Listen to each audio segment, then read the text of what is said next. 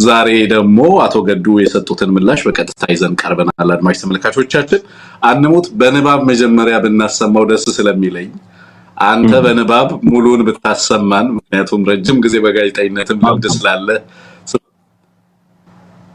እሺ በንባብ ታሰማናለህ። ከዛ በኋላ የተነሱት ኮር ሐሳቦች ላይ ሐሳብ አስተያየትን ለአድማጭ ተመልካቾች እናደርሳለን። አድማጭ ተመልካቾቻችን በቀጥታ ይሄንን የአቶ ገዱን ምላሽ ወደ እናንተ እናደርሳለን ማለት ነው።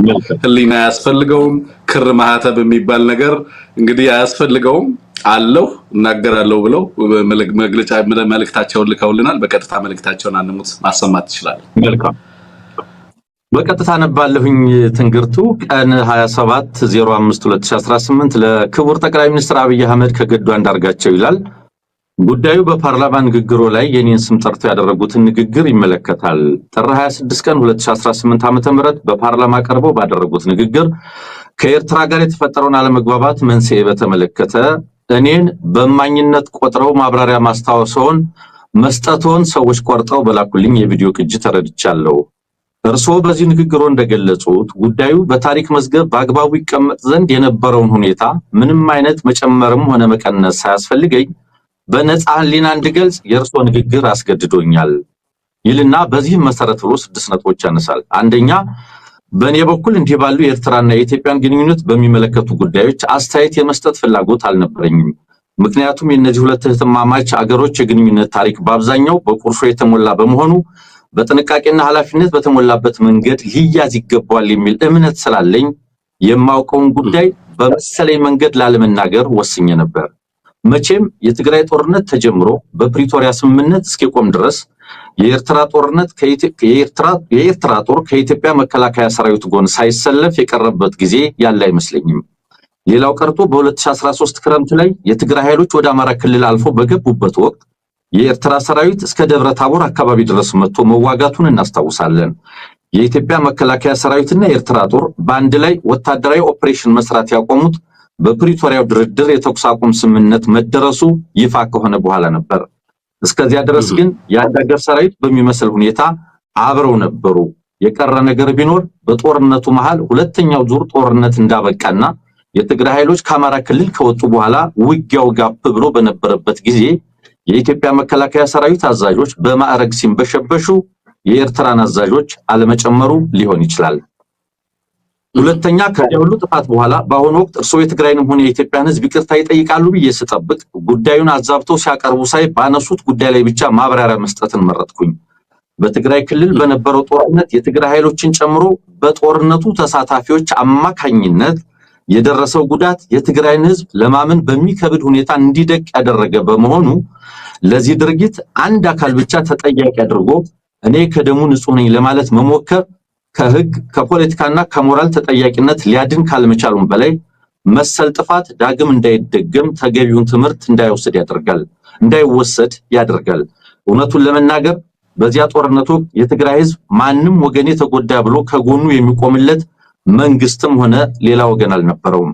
የነበረውን የመንግስት ጫና ተቋቁመው በተወሰነ ደረጃ ከትግራይ ህዝብ ጎን መቆም የቻሉት ጥቂት ኢትዮጵያዊ የፖለቲካ ሰዎች፣ ዓለም አቀፍ ድርጅቶችና የተወሰኑ የውጭ መንግስታት ብቻ ነበሩ ማለት ይቻላል። ይህ የኛው የኢትዮጵያውያን እውነተኛውና አስቀያሚው የቅርብ ጊዜ ታሪካችን ነው። እኔ እግዚአብሔር ደጉን አመላክቶት ሶስተኛው ነው። እኔ እግዚአብሔር ደጉን አመላክቶት ከትግራይ ህዝብ ጋር ያለውትን አስከፊና የተበላሸ ግንኙነት ቢያሻሽሉ ደስ ከሚላቸው ሰዎች አንዱ ልሆን እችል ነበር። ነገር ግን ባለፈው ስተትዎት ምንም አይነት የመቆጨት ምልክት ካለማሳየቶትም በላይ ለዚያ ሁሉ የሰው እልቂት፣ ንብረት መውደም፣ ማህበራዊ ምስቅልቅልና የሀገርን ህልውና የሚፈታተን ቀውስ የራስዎን የፊት አውራሪነት ድርሻ ሳይመለከቱ ሌላ ተጠያቂ ፍለጋ ሲዋትቱ ሳይ አግራሞትን የጫረብኝ ከመሆኑም በላይ አሁን ያለው ምስቅልቅሉ የወጣ አገራዊ ሁኔታ ያነሰን ይመስል ሌላ አዲስ ቀውስ ለመፍጠር እየተንደረደሩ ስለመሰለኝ ጠንካራ ስጋት አድሮብኛል። ምክንያቱም ከላይ እንደገለጽኩት እስካሁን በህዝብ የተፈጸሙት አገራዊ ጥፋቶች ዋነኛ መነሻ ምክንያታቸው የእርሱ አገዛዝ ሆኖ ሳለ ሁልጊዜም ውጫዊ የፈጠራ ምክንያቶችን ሊያቀርቡ ይሞክራሉ። የትግራይ ጦርነት፣ በአማራ ህዝብ ላይ እየተፈጸመ ያለው ዘርፈ ብዙ ጥፋት፣ ማለቂያ የሌለው የኦሮሚያ ክልል ጦርነት፣ የቤኒሻንጉልና የቅርቡን የጋምቤላን ግጭት ጨምሮ በሌሎች ሀገሪቱ አካባቢዎች ብዙ ጥፋት ያስከተሉ ሀገራዊ ቀውሶች የተፈጠሩት በዋናነት በእርሱ አገዛዝ ደካማነትና ያለ ግጭትና ጦርነት በስልጣን ላይ መኖር አልችልም ከሚለው የተሳሳተ አስተሳሰቦ የተወለዱ ችግሮች ናቸው።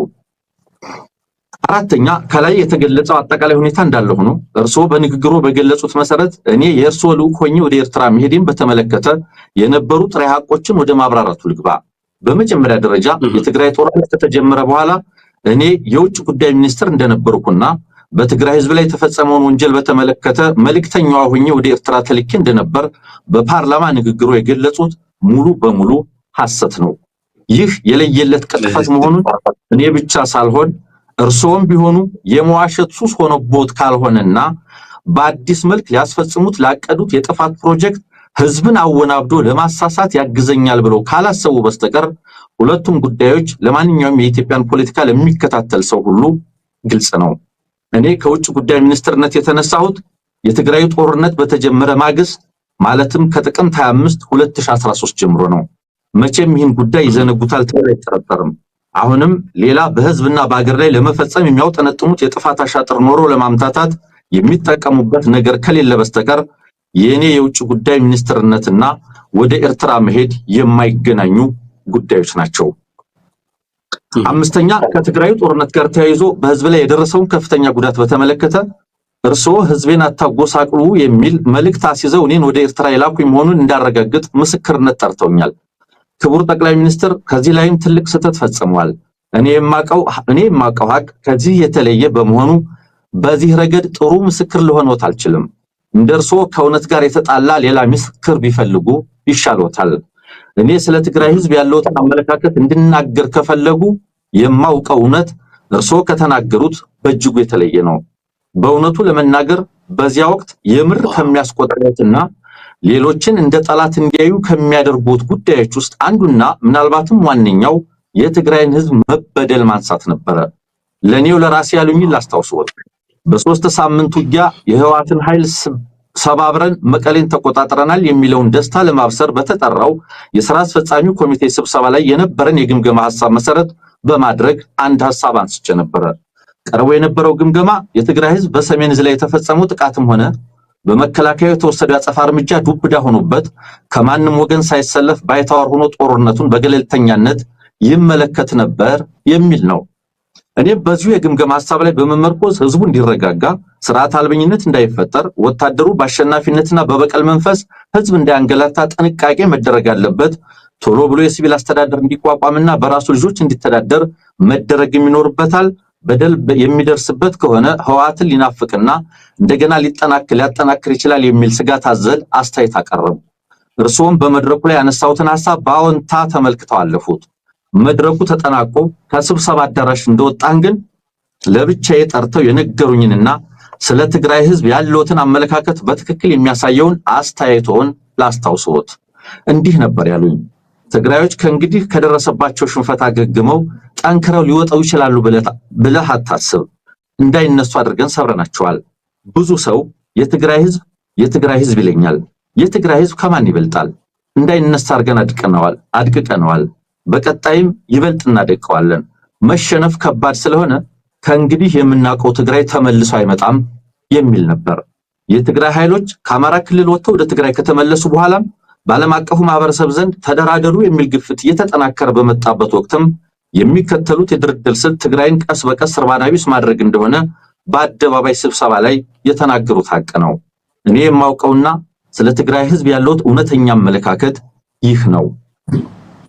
ስድስተኛ ከፓርላማ ንግግሮ ትንሽ እውነታነት ያለው የኔ ወደ ኤርትራ መሄድ ነው።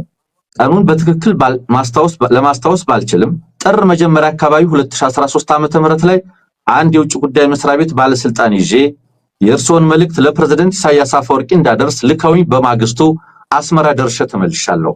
የመልእክቱ ጭብጥም በሚከተሉት 3 ጉዳዮች ላይ ያተኮረ ነበር። እነሱም አንደኛው በወያኔ ላይ በጋራ በወሰድነው የተቀናጀ ኦፕሬሽን ለድል በመብቃታችን የእንኳን ደስ አለህ የደስታ መግለጫ ለፕሬዝዳንት ኢሳያስ ማስተላለፍ፣ ሁለተኛ የኢትዮጵያ መከላከያ ሰራዊት አካል የሆነው የሰሜን ዕዝ ጥቃት በደረሰበት ወቅት ሰራዊቱን ተቀብለው ላደረጉት እንክብካቤና ኋላም ለመልሶ ማጥቃት እንዲዘጋጅ ላደረጉልን ወንድማዊ ድጋፍ ለኤርትራ መንግስትና ህዝብ ምስጋና ማቅረብ። ሶስተኛው አንዳንድ የወያኔ ደጋፊዎችና የኢትዮጵያንና የኤርትራን መልካም ግንኙነት የማይፈልጉ የውጭ ኃይሎች በተለያዩ ዓለም አቀፍ ድርጅቶችና ሚዲያዎች አማካኝነት ከሰብአዊ መብት ጥሰት ጋር በተያያዘ ሰፊ የስም ማጥፋት ዘመቻ ከፍተውብናል። ይህ ነገር ውሎ አድሮ በሁለታችን ላይ ጣጣ ሊያመጣብን ስለሚችል የጋራ ጥንቃቄ ልናደርግ ይገባል የሚሉ መልእክቶች ነበሩ። ለፕሬዝዳንቱ የሚቀርቡትን እነዚህን መልእክቶች ከገለጹልኝ በኋላ በእኔ በኩል እንዲጨመር አንድ ጥያቄ አንስቼልዎት ነበር። ይኸውም ጦርነቱ መጠናቀቁን በይፋ ለህዝብ ተናግረናል። የዓለም አቀፉ ማህበረሰብ እየጠየቀን ያለውም የኤርትራ ሰራዊት ከኢትዮጵያ ከትግራይ እንዲወጣ ነው። ስለዚህ ለምን የኤርትራ መንግስት ሰራዊቱን እንዲያስወጣ በግልጽ አንነግራቸውም የሚል ነበር። እርስዎ ግን ሰራዊታችሁን አስወጡ ብለህ በፍጹም እንዳትጠይቅ ብለው አስጠነቀቁኝ። ከዚያም የሰጡኝን ተልዕኮ ተቀብዬ ተለያየን። ከዚህ ውጪ የትግራይን ህዝብ በተመለከተ ያነሱልኝም ሆነ የሰጡኝ ምንም አይነት መልእክት አልነበረም። በወቅቱ የእርስዎ ጭንቀት የተከፈተብን የሰብአዊ መብት ጥሰት ክስ ሊያስከትልብን የሚችለው ጣጣ ነው እንጂ የትግራይ ህዝብ ላይ የደረሰው መከራ በፍጹም አጀንዳዎት አልነበረም። በማግስቱ በተዘጋጀልን አነስተኛ የኮንትራት አውሮፕላን ተሳፍረን አስመራ ደረስን። የኤርትራ ባለስልጣናት በአስመራ ኤርፖርት ተገኝተው ከተቀበሉን በኋላ ፕሬዝዳንት ኢሳያስ ወደሚገኙበት ቦታ ወስደውን ለፕሬዝዳንቱ የያዝነውን መልእክት አቀረብን። በያዝነው መልእክት ላይ ምንም ያወዛገበን ነገር አልነበረም። የማስታውሰው ስለተከፈተብን የሰብአዊ መብት ጥሰት ዘመቻ ለፕሬዝዳንት ኢሳያስ ነግራቸው በሳቸው በኩል የሰጡኝ መልስ የሚቻለውን ጥንቃቄ ሁሉ እንዲደረግ እኛም እናንተም ለበታች መዋቅሮቻችን መመሪያ እናስተላልፍ፣ በተረፈ እኔና አብይ በተስማማነው መሰረት ገና ብዙ የሚሰሩ ስራዎች አሉን የሚል ነበር። በሁለቱ መሪዎች አለ ስለሚባለው ስምምነት የማውቀ ነገር የሌለ ቢሆንም ውይይታችንን በሙሉ መግባባት ፈጽመን ወደ ሀገራችን ተመለስን። አዲስ አበባ በተመለስኩ በማግስቱ ለእርሶ ስልክ ደውዬ ከፕሬዝዳንት ኢሳያስ ጋር ስለነበረን በጎ ውይይትና የሰብአዊ መብት ክሱን በተመለከተ ሁላችንም አስፈላጊውን ጥንቃቄ ማድረግ አለብን ማለታቸውን ሪፖርት አቅርቤልዎት የስልክ ንግግራችን ተቋጨ። እኔ የማውቀው እውነታ ይህ ነው። አመሰግናለሁ። ገዱ አንዳርጋቸው። በስመ አብ። አብይ አህመድ እና ቅጥፈቱ እንግዲህ በአደባባይ ተሰጣ ማለት ዛሬ ነው። ስንት ጊዜ ይሄ ሰውዬ ሐሰቱ በአደባባይ እንደሚጋለጥ አላውቅም። ስንት ጊዜ ቅጥፈቱ በአደባባይ እንደሚገለጥ አላውቅም።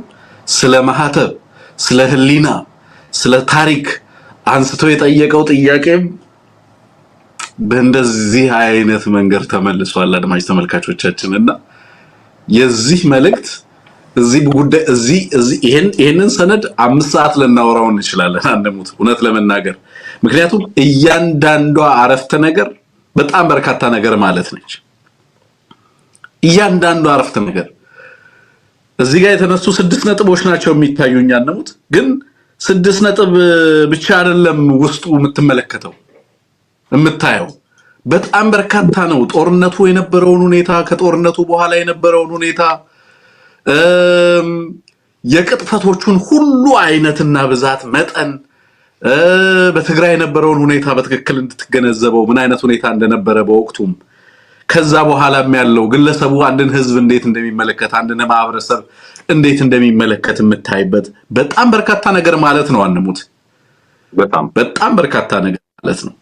እንደው እስኪ ምንድነው አንሙት በመጀመሪያ ደረጃ እንግዲህ ስለ ህሊና ስለ ማህተብ ስለ ምን ብሎ ነው እንግዲህ የነገረው። ከዚህ በፊት ይሄንን ነገር ሲናገር አንሙት አቶ ገዱ ወጥተው በአደባባይ ያለውን እውነታ እንደሚናገሩ ሳያቀርቶ ነው ወይስ አማራዎቹ አይናገሩም ብሎ ፈርቶ ነው? ማለት ከዚህ በፊት የነበረውን የማህበረሰቡን ጭምትነት ዝምታነት የአማራ የፖለቲካ ልሂቃን በብዛት ዝም ሲሉ ነው የሚታወቀው አንሙትና እንደዛ አስበው ነው ወጥቶ አይናገሩም በሚል ነው ዳይሌማ ውስጥ ከታቸዋለሁ ብሎ ነው ምን ማድረግ ፈልጎ ነበር ያንን ሲናገር የነበረው አላማው ምን ነበር የሚለውን ነገር እናንሳ። ከዛ በኋላ አጠቃላይ ምላሹ ላይ እናነሳለን። እንግዲህ ቀጥላለን። መልካም እንግዲህ ያን ጊዜም ይሄንን ንግግር ፓርላማ ላይ እንደሰማን ምን ሊያደርግ እንደፈለገ ምን እያለ እንደነበረ ዋናውን የዛን የፓርላማ ውሎ ተመልክተነው ነበር። ትንግርቱ እንደምታስታውሰው አማራውን ከትግራይ ትግራይን ኤርትራን ከአማራ የማጋጨትና አዳዲስ የብሶትና የቁጭት ቅስቀሳ እየሰራ እንደሆነ በጊዜው አንስተን ነበረ። ገዱን ለምን አመጣው ካልን እንግዲህ አማራውን ከትግራይ እንዲጋጭ ብሶት ለመቀስቀስ የትግራይ ኃይሎች አማራ ክልል ገብተው ግፍ ፈጸሙ ብሎ አማራ አጌንስት ትግራይ እንዲቆም ቀሰቀሰ።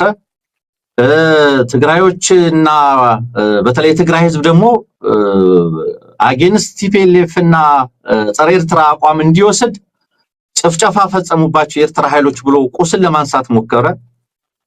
በሌላ በኩል ኤርትራና አማራው እንዲጣሉ ደግሞ በተለይ የገዱ ሁለት በአንድ ድንጋይ ሁለት ወፍ ነበር የታሰበው። በአንድ በኩል ገዱ በትግራይ ላይ የተፈጸመውን ጥፋት ይክድና